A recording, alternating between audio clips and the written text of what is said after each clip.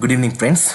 Welcome to Mission Possible by PK. This is Bharat, Chartered Accountant by profession, and we are covering the accounting and finance for bankers subject. And in that, we are now doing the accounts module.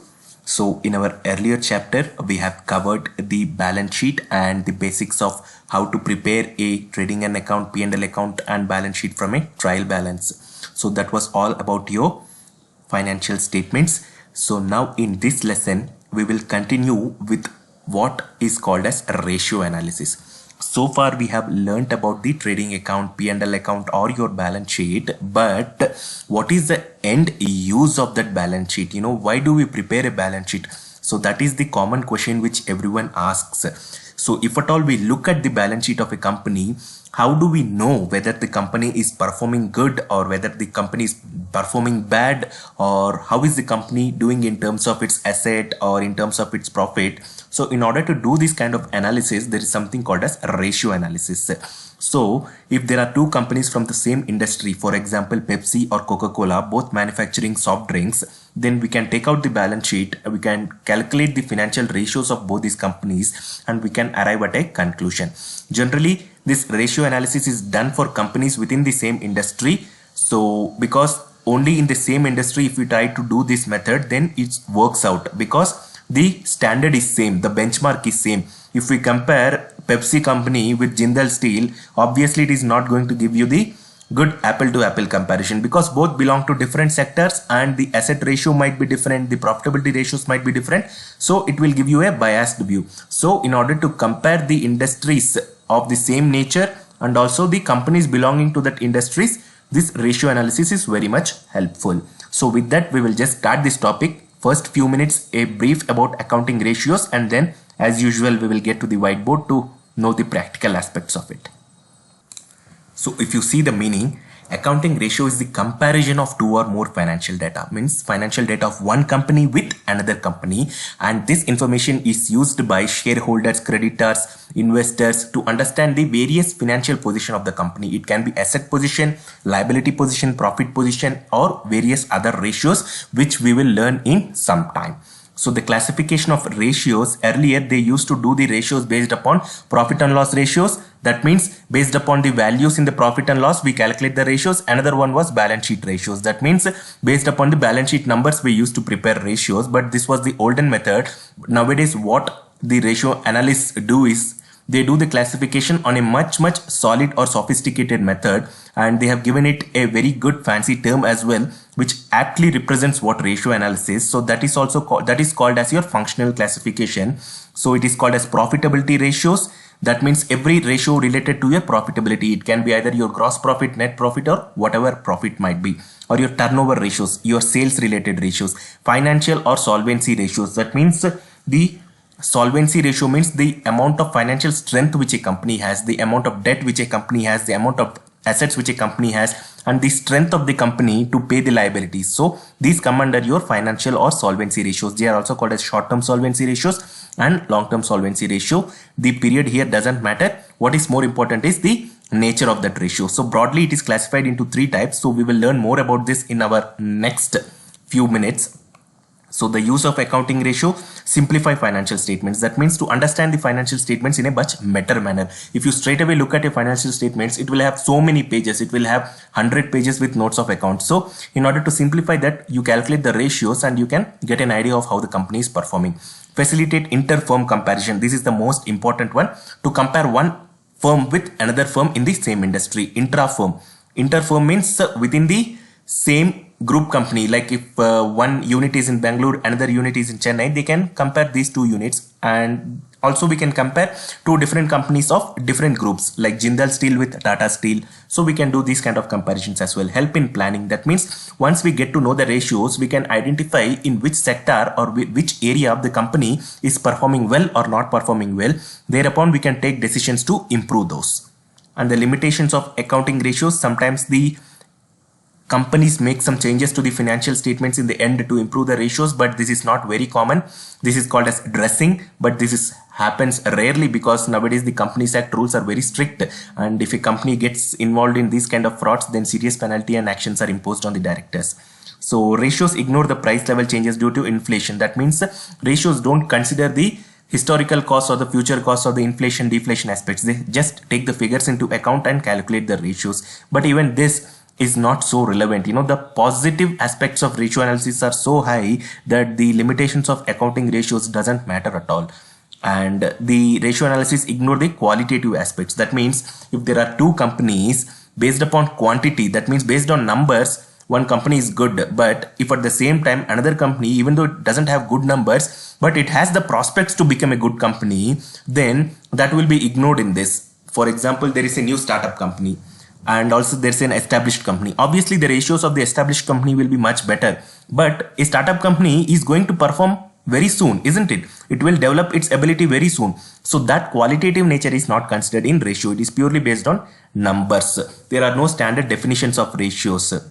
Of course there are formulas for ratios, but sometimes the company tilt it, they add something to their current assets, they add something to their current liabilities. So it doesn't really matter much. As long as we follow the same method in comparing, it is good enough.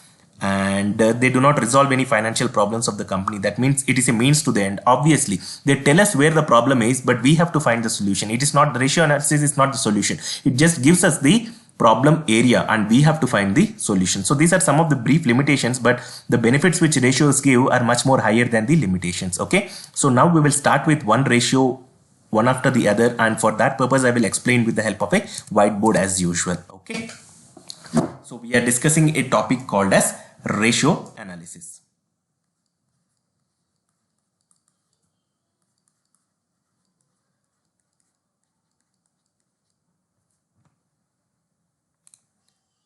So there are quite a few ratios. So out of them, the most common one, the first one is called as liquidity ratio. Okay, there are 4 different types of ratios in general based upon their functional classifications, and the first one out of them is called as liquidity ratio, and it is quite popular. Liquidity ratio. Okay, first we will learn what is liquidity ratio, and then we will just move to the next ratios. So this entire ratio analysis I'm planning to cover it in maybe 2 to 3 parts, because this is also an important topic in terms of your exams. In the first 2 parts I'll just try to cover all the ratios, and in the third part we will take one good question, a big question wherein all the ratios are involved, so that we can solve it and get a much better understanding. Okay, so now liquidity ratio. Liquidity ratio is something, it calculates the ability of the business to pay the amount due to its stakeholders when it is due. So that is generally called as liquidity. Liquidity means how far the company is ready in paying its obligations. So that is what your liquidity ratio compares, or liquidity ratio does. There are again a few variables under liquidity ratio. We will cover each of these ratios separately, but for now the broader 4 ratios is what that I am explaining here. So liquidity ratio is nothing but the ability of the business to pay the amount. The ability of the business to pay its obligations. Okay, so liquidity ratios are generally calculated in order to ascertain whether the company is ready or is in a position to pay its obligations or to settle its liability. So that is what the meaning of your liquidity ratio is. Okay, the second ratio that we are going to discuss about is called as your turnover ratios. Okay, turnover ratios, this is generally included in profitability ratios, but we will cover it separately. Turnover ratio is everything that is related to calculating or measuring the efficiency of the business operations. Efficiency of the business operations means in terms of its sales. Okay, efficiency in terms of sales. So that is what your turnover ratio does. How far the company is performing in maximizing its revenue by selling how many products. So that is what your turnover ratio does. So the next ratio that we are going to discuss is solvency ratio. Solvency ratio is similar to your liquidity ratio, but in solvency ratio what we do is to measure the organization's ability to meet its long-term obligations. So that is more important to meet its long-term obligations. So we will calculate how far the company is ready in meeting its long-term liability, whereas in liquidity ratio what we majorly do is to check its ability to pay its current obligations. That means the obligations which are generally have to be settled within 1 year period of time. So liquidity ratio and solvency ratio are almost the same, but here the period is generally less than 1 year. That means the obligations are less than 1 year, whereas in solvency ratio we have to calculate the readiness of a company to meet its long-term obligations. Long-term obligations are generally for a period of 1 year or more. So that is what your solvency ratio indicates. Okay, the last ratio that we will discuss is your profitability ratios.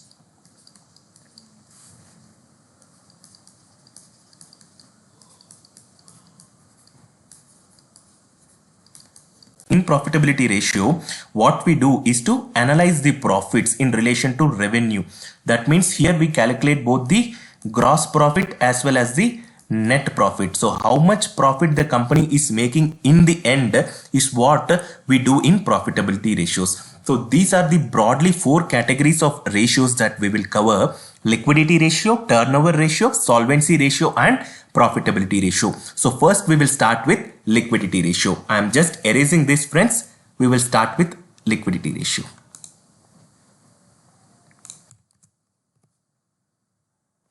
So before moving into the ratios, I just want to once again recollect what we have discussed last year. So in balance sheet, there is liabilities, there are assets. Okay.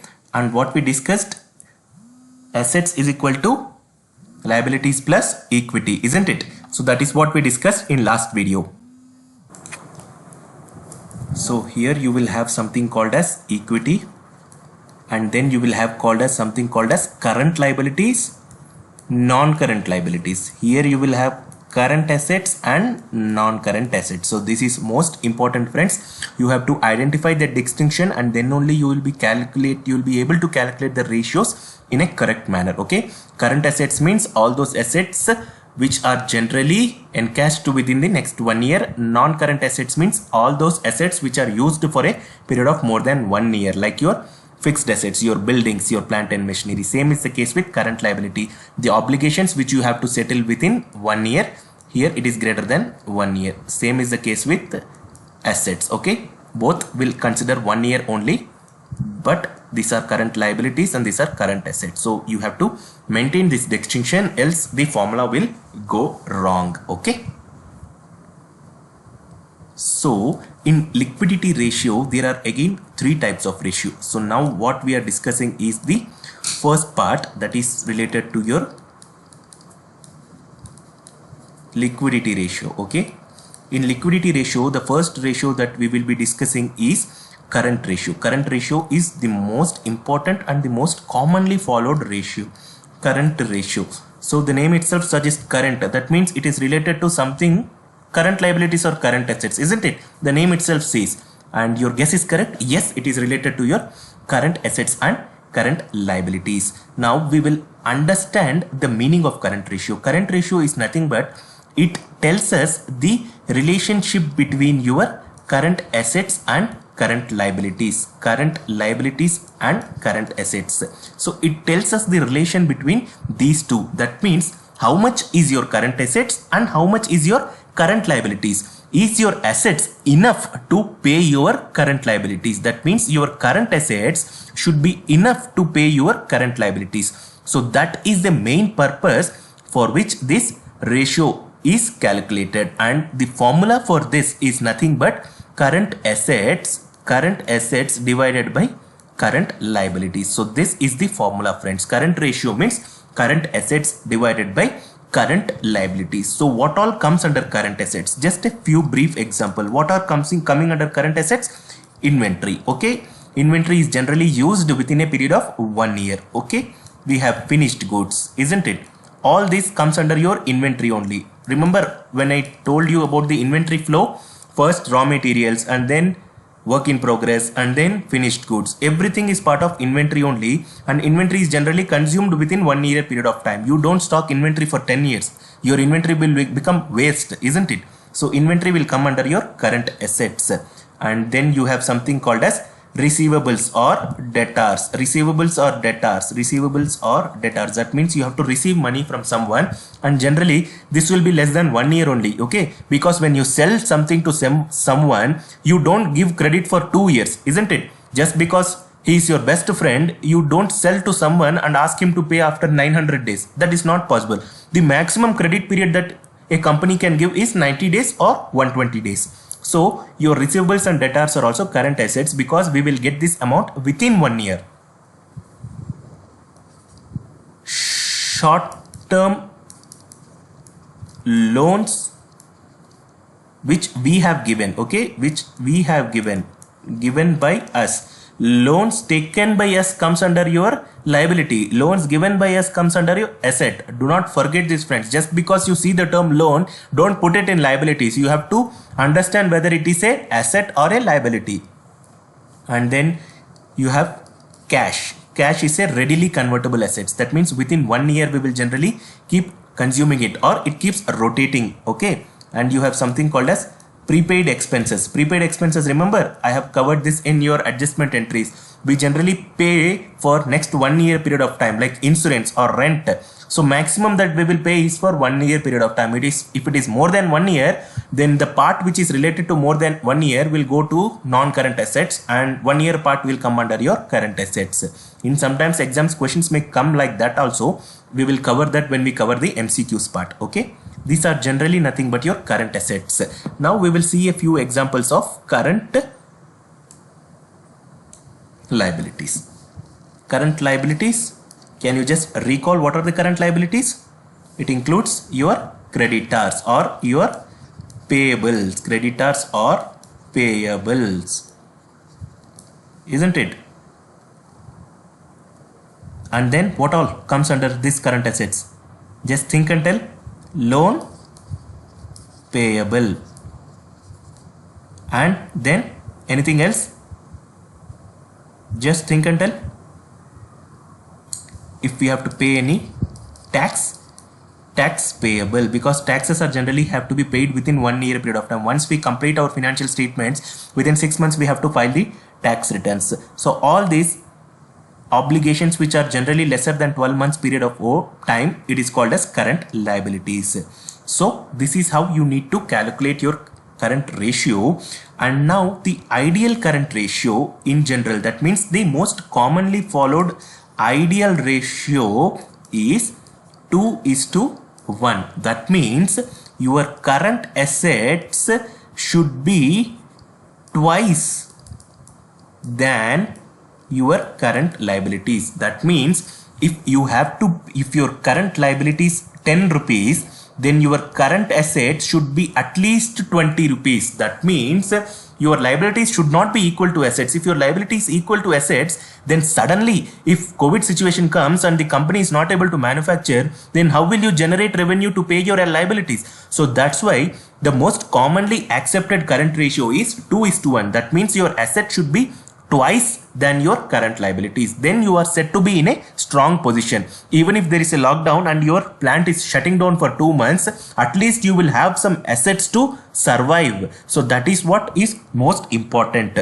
So now you understood the importance of current assets and current liabilities. Current assets are those which are encashed within a 1 year period of time, and always we should ensure that our current assets are twice the current liabilities, so that in situations like COVID, if at all we are shutting down our factory, then we have enough current assets to set off our current liability. So that is the reason why current ratio is very, very important. Got it? So now we will just quickly try to solve one example, and which will give you a better clarity. Or maybe we will do one thing, we will just try to solve it at the end. Once we complete all the ratios, we will take a huge sum wherein all the ratios are involved, and then we will solve it. That would be better in terms of saving your time here. So first I will complete the conceptual understanding. So after this, the next ratio that we are going to see is liquid. In your liquidity ratio, first we have seen current ratio. The next one is called as acid test ratio.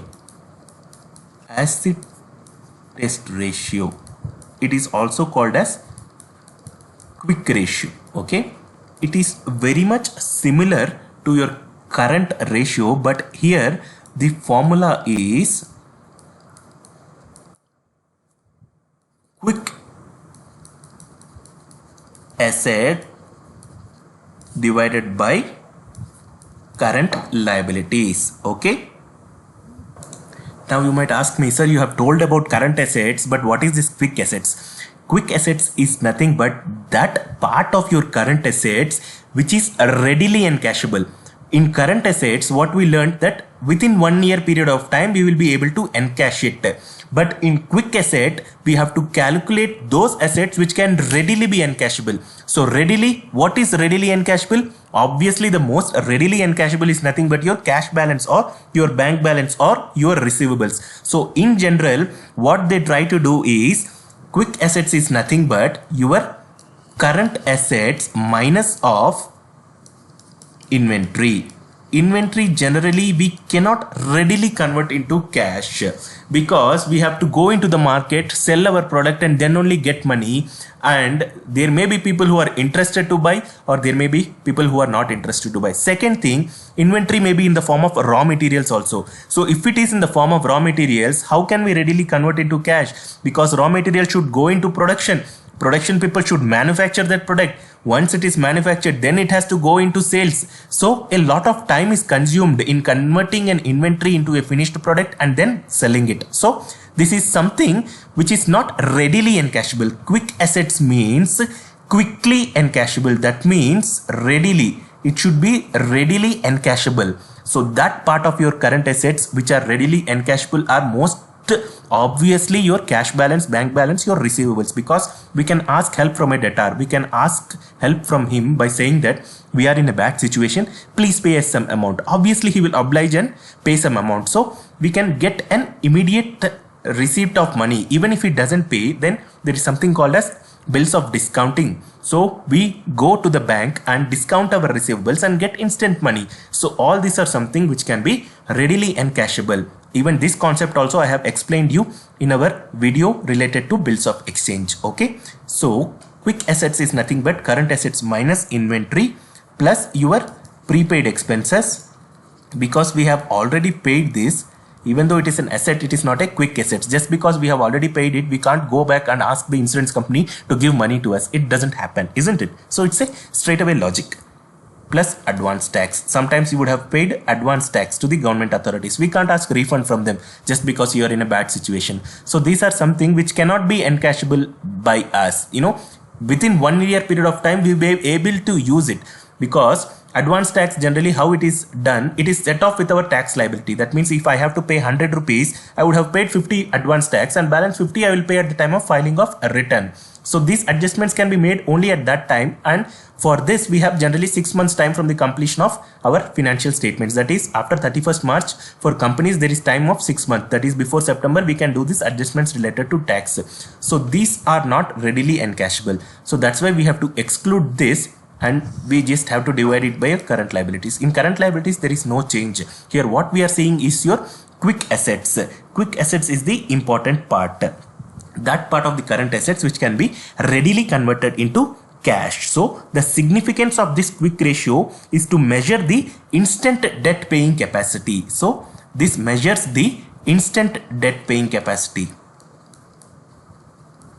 Instant debt paying capacity. Okay, that is what the main essence or meaning of this quick ratio is. This is just an extension of your current ratio. Hope you understood this, friends. The ideal quick ratio is generally considered as 1:1. In this case, the ideal quick ratio is 1:1. That means at least we should have equal amount of quick assets and balance may be in the form of current assets. So that is the ideal ratio, 1:1. Okay, so this is something which you need to remember. So this is all about your acid test ratio or quick ratio. There is next concept which we will learn is, this also forms part of your liquidity ratio, and this is called as absolute liquid ratio. Okay, this is the third and last of your liquidity ratios.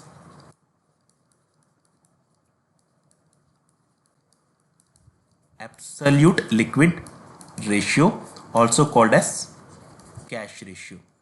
Here what we need to do is, the formula is also same, it is also one extension of your current assets. So the formula is absolute liquid assets divided by your current liabilities. Absolute liquid assets is nothing but simply your cash. So the absolute liquid assets are nothing but only three types, generally cash, bank balances, and also there is something called as marketable securities. Generally companies have the habit of purchasing securities, government securities. Just it is an asset for them, it will give them interest rate at the time of maturity, and also it is the most safer form of investment rather than investing in shares. So these marketable securities are also something which can be quickly encashable because it is easily transferable. So these three are the only three aspects of absolute liquid assets divided by current liabilities, and the ideal ratio generally for this is 1:2. That means at least we need to have 50% of cash balances in order to meet 100% of our current liabilities. That means here the assumption is that at least we need to have 50%. If we have to pay 100 rupees, 50 rupees should be in cash. Balance 50 rupees can be in the form of debtors or can be in the form of other inventories, but at least 50 rupees we need to be having in hand in order to settle a liability of 100. So this ratio is not that popular because we have something called as current ratio and quick ratio, which are more popular than this, but as a matter of subject knowledge we need to learn this. Okay, so these are the three types of your liquidity ratios. Now we will quickly solve one example which will cover all these ratios, and then we will move to the other ratio. So I'm just deleting this now. So we will quickly write the question here. You can skip maybe next 1 or 2 minutes until I write the question in order to save your time. So we have something called as preference share capital of 5 lakhs. We have something called as equity share capital of 10 lakhs. Debentures 2 lakhs. Loan 1 lakh. Payable 60k. Creditors 70k. Bank overdraft 30k. Outstanding expenses, it's a liability which you need to pay, 5k. The total comes to 19.65. so this is your liability part. Okay, next you have assets. You will have goodwill 1 lakh. Goodwill is nothing but your intangible assets. I explained there are tangible assets as well as intangible. Tangible is something which you can touch and feel. Intangible means your copyrights, goodwill, trademark, patents. It is an asset but you cannot touch them. You have land 6.5 lakh. You have plant and machinery 8 lakh. You have furniture 1.5 lakh. You have receivables 70k. You have debtors, both are one and the same, 90k. You have bank balance 45k. You have investments, short-term investments. It can be in bank, it can be in shares, it can be in securities, 25k. You have prepaid expenses, just like your outstanding, something which you pay early, 5k. And you have stock, inventory. Stock is nothing but your inventory, 30k. So the total comes to 19.65.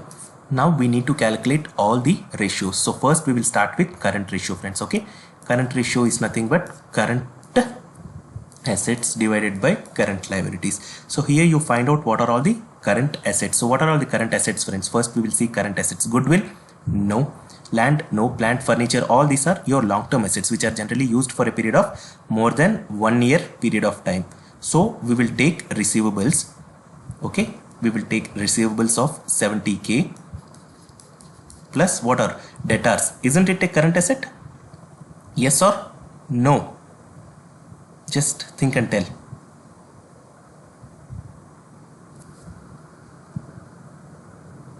Yes, assuming that the debtors are generally paid within 1 year, we consider them as current assets. Okay, 90k. If the debtors are more than 1 year period of time, then we have to exclude that, but in general we assume that debtors are part of current assets because we will receive the we will receive the amount from the debtors within 1 year. Okay, and then we have something called as bank balance 45k. Isn't it a current asset? Yes. Inventory, isn't it a current assets? Current ratio, isn't inventory a current asset? Just think and tell me, what did I tell you when I explained current ratio? Inventory is also your current asset. So we will take this 30k. Investment is also your current assets because you can quit your investment at any point of time. If you are invested in shares, you can come out of it easily. So this also comes under your current assets. So 25k. Prepaid expenses is also your current assets, but it doesn't form part of your quick asset. So that is something which we will discuss next. So 5k we will add it here, divided by, you will calculate the current liabilities. So share capital, equity share capital, debentures, these are not your current liabilities. Even loan, we don't know whether it is a short-term loan or long-term loan. Generally in the exam they will give you whether it is a long-term loan or short-term loan. Assuming that here it is a long-term loan, we will exclude that. So bills payable, payable is something which we need to take it. So 60k plus, next is creditors. Yes, it is a current liability, so that also we will take. Next is bank overdraft. So bank overdraft is also a current liability because it is generally given for a shorter period of time. So that also we will take into consideration, plus your outstanding expenses of 5k. So this is how your ratio should be calculated. It will turn out to one amount of ratio which you need to select in your exam. So the main part here is to identify which comes under current assets and which doesn't come under current assets. So that is the toughest part here. If we see acid test ratio or the quick ratio, next one is acid test ratio, nothing but your entire current assets. We will take this entire amount of your current assets and we will reduce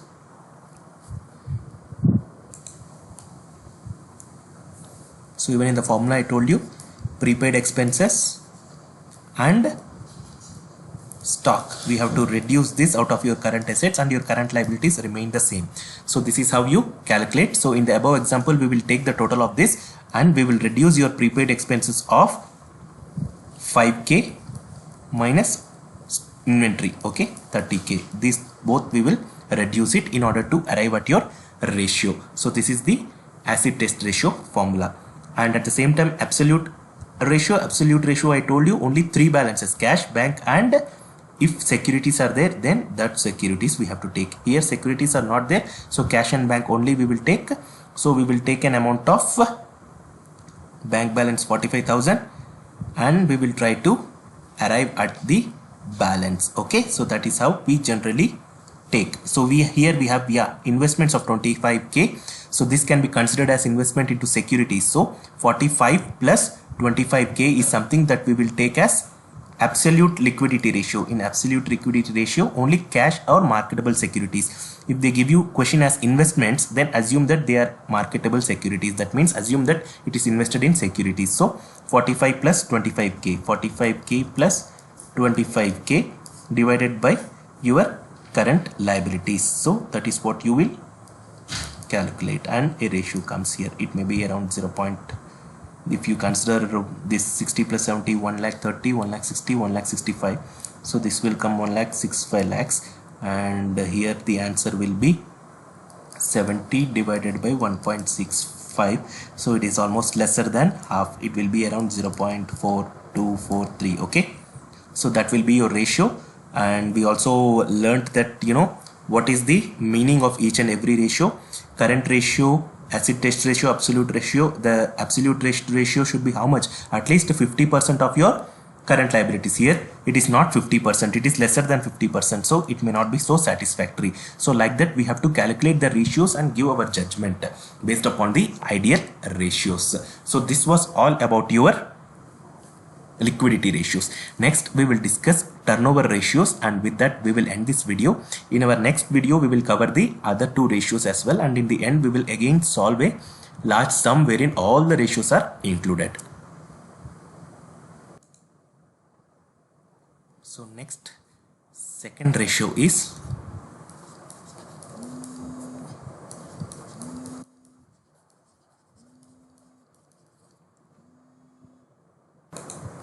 these are also called as activity ratios or efficiency ratios, the other name. Okay, you should not get confused in the exam.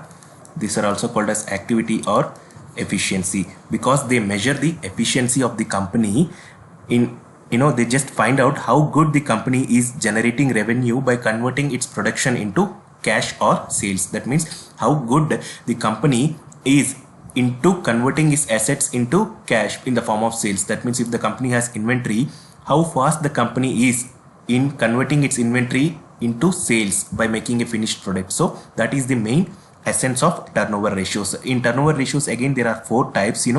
The first one being inventory ratio. Okay, inventory ratio.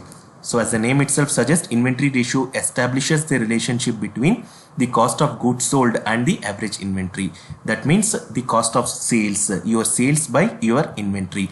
The formula for this is cost of goods sold by your inventory. So this is the formula for your inventory ratio. Now cost of goods sold, you already know, we discussed this in our trading account session. It is nothing but your opening stock plus purchases plus all the direct expenses minus closing stock, or the other way of calculating this is also your net sales minus gross profit. It is one and the same. So this is the commonly followed method, or else you can even find out the sales value, whatever is the sales value. So that is also your cost of goods sold, sales value minus gross profit, net sales minus gross profit. And here inventory, you should find out the average inventory. So that is the formula here.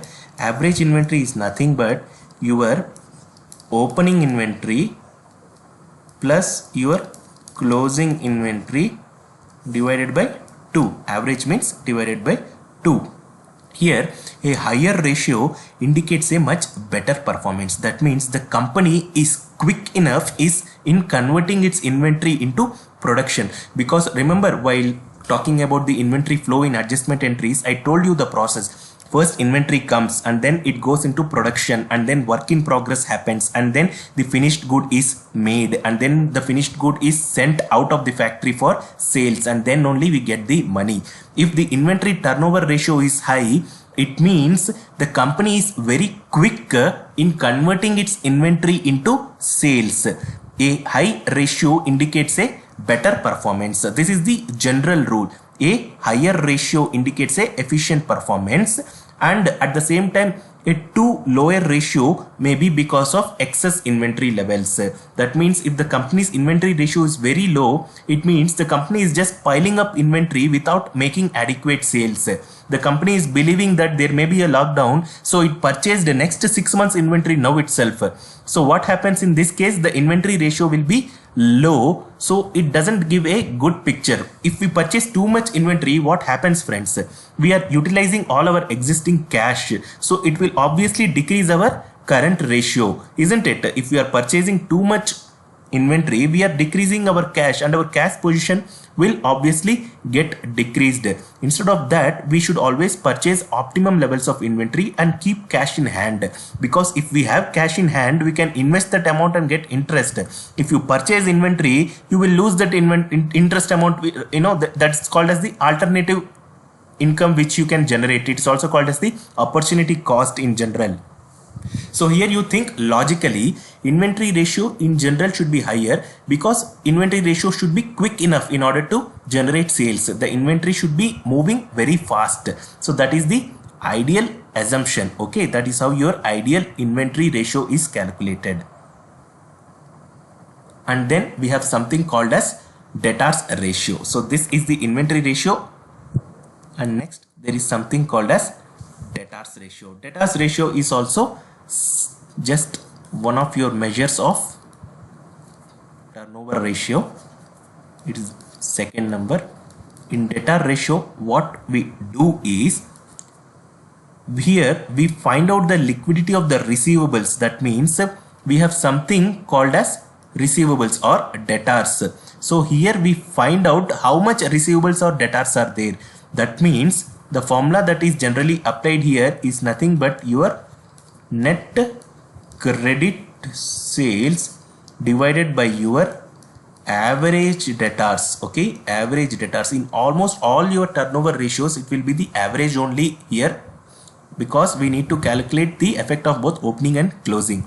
So here in debtor ratio, we just try to estimate the number of times the debtors have been converted into cash.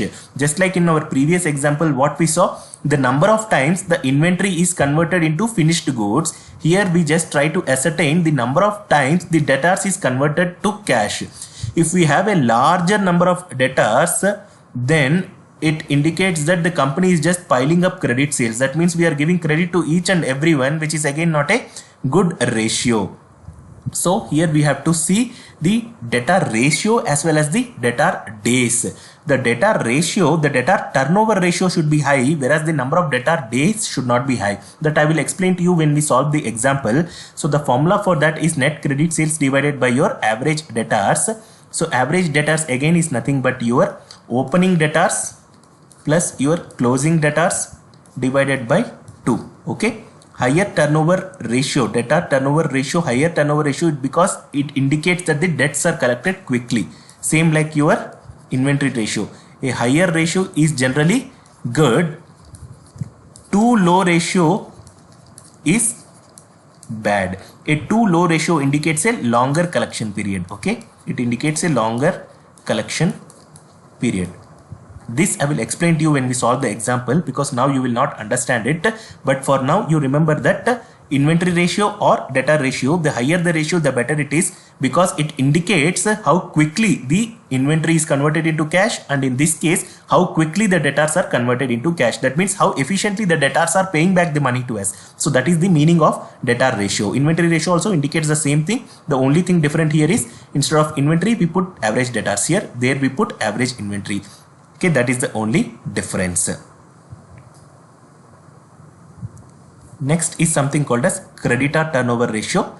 Again, here we calculate creditor turnover ratio, and the formula for this is same like your sales, but here you will have net credit purchases, because here creditors, here it is debtors. So net credit purchases divided by average creditors, isn't it? As simple as that. Here you have debtors, here you have creditors. Average is nothing but opening plus closing divided by 2. What is your net credit purchases? Net credit purchases is nothing but your all credit purchase. That means you have purchased something on credit, that will come under your net credit purchases. Average trade payables is nothing but all your creditors, opening creditors, closing creditors divided by 2. Okay, this is what your creditor turnover ratio is. Here a higher ratio again indicates a shorter payment period, a lower ratio indicates a longer payment period. So it helps in judging the efficiency in getting the benefit of credit purchases. Okay, here what we know, what we have trying to implement, find out is a high ratio. A high ratio indicates shorter payment period.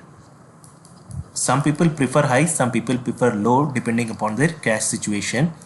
A low ratio indicates a longer payment period. Okay, that means low ratio means longer payment period. That means we have purchased something and they have given us 90 days, 120 days credit. Then if we calculate the ratio that we will be getting will be a lower ratio. In general, a lower ratio is good from a company perspective, because we have a longer payment. but at the same time it also indicates our inefficiency. If we have too much of creditors in our balance sheet, what will people think? We are just accumulating our liabilities. So always the ratio should be in medium sized. That means it should not be high as well as it should not be low. It should be as adequate as possible. When we try to solve some practical examples, you will get to know how we will convert this ratio into number of days, because that will give us a better picture. Now we are calculating only the ratios. Once we get the ratios, we have to find out the number of days. So here we are finding debtor ratio. Once we get the ratio, we will find debtor days. Same with creditor days, same with inventory days. When we get the number of days now, the interpretation becomes much more easier than your ratio interpretation, especially for your profitability ratios. And the last one is your, just a minute, I'm erasing this.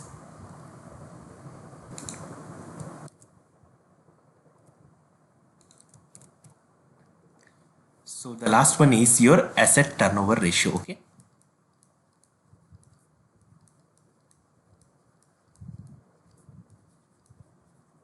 In asset turnover ratio, the general formula for your asset turnover ratio is nothing but your total sales. Turnover means sales, friends. You should just remember that turnover means sales. If a turnover ratio comes, that means sales is there in that ratio, divided by total assets. Okay, here we are trying to calculate the firm's ability to generate sales from all its assets. How much ability of the company to generate sales from its assets, all its assets. So in the exam, they may actually ask, like, they may just try to tilt the question by asking you, there are different types of asset turnover ratio. This is called as the total asset turnover ratio. Then there is something called as net asset turnover ratio or fixed asset turnover ratio. If they ask you fixed asset turnover ratio, you have to divide total sales by fixed assets. So that is how you should calculate it, friends. If they ask fixed asset turnover ratio, sometimes they ask fixed asset turnover ratio. It is just nothing but your sales divided by your net fixed assets. Net fixed assets is nothing but your total fixed assets minus depreciation. You remember depreciation? We charge it to P&L, and at the same time we reduce the same amount from the fixed assets in balance sheet. So net fixed assets comes. So sales by net fixed assets. This is called as fixed asset turnover ratio. It establishes the relationship between your sales and your fixed assets. So that is how your fixed asset turnover ratio is calculated. They may also ask us working capital turnover ratio. Working capital turnover ratio is again the same. The sales comes on your top, and then you have working capital on your bottom. So again, working capital is a bit cumbersome topic, because working capital is in general the difference between your current assets and current liabilities, friends. So the current ratio that we calculated is nothing but the difference between your current assets minus current liabilities is your working capital. So if they ask you net working capital turnover ratio, you have to divide your sales by your net working capital. So that is how your turnover ratios are calculated. If at all they ask you any turnover, just remember one simple logic. Turnover ratio means sales will come on the top, and in the bottom, if it is an asset, you put asset. If it is a fixed asset, you put fixed assets. If it is working capital, you put working capital. So it just depends upon the question which they ask, but the overall turnover ratio means sales will always come at the top. This is something which you should remember. So that is for this lesson, friends. There are still two more broader ratios which we will cover in the next topic, and then we will also solve a good sum which will cover all these ratios, friends. So it will be much better for you to understand. So in our today's videos, we have covered two broader ratios. One is your profitability ratios, and the one is your liquidity ratio. We have covered current ratio, quick ratio, absolute liquid ratio, and then we have covered this profitability ratios. In this we have covered 4 broader categories of ratios which I have explained just now. Just watch the video over again and again. No need to by heart the formula, friends, because in the question itself you will try to understand. You just need to know the distinction between what is current, what is non-current, and if you know that, then I think it is easy to solve any question, because especially in liquidity ratios you need to know the current and non-current asset, whereas in your profitability ratios it generally is not required, because here current non-current is not involved. It's straight away we can divide the sales by the respected ratio, and also your debtor ratio, inventory ratio and creditor ratio, that is also very simple. For your inventory ratio and debtor ratio you will generally take the average inventory, average debtor, and also for creditors you will take the average creditors. We try to calculate the ratio, and then we also try to calculate the number of days of debtors, creditors and inventory, which I will explain to you when we solve a practical example, and based upon that we try to arrive at a judgment of how to find out whether a company is having a good debtor ratio or a good creditor ratio. Asset turnover ratio is all related to your sales. We will have total sales on the top, and on the bottom you can just tilt it based upon the question. If it is a fixed asset, you put fixed asset. If it is working capital, you put current assets minus current liabilities. That is the formula for your working capital. And if it is a net asset, that means total asset minus liability, because net asset is nothing but your total asset minus liability, which is equal to your capital. So that is your net asset formula. Remember, in our earlier video I told you net worth or net asset, everything, or total equity, all are the same terms. So you just need to remember this, because sometimes in the question they try to confuse you. Instead of giving capital they give you net worth or they give you net asset. It is all one and the same. You just need to know the main logic behind the question or the main logic behind the formula, and then no need to by heart the formula. You can solve any type of question. So that's all for today, friends. We will cover this topic in the next video as well. Hope you understood this, and please stay safe and take care.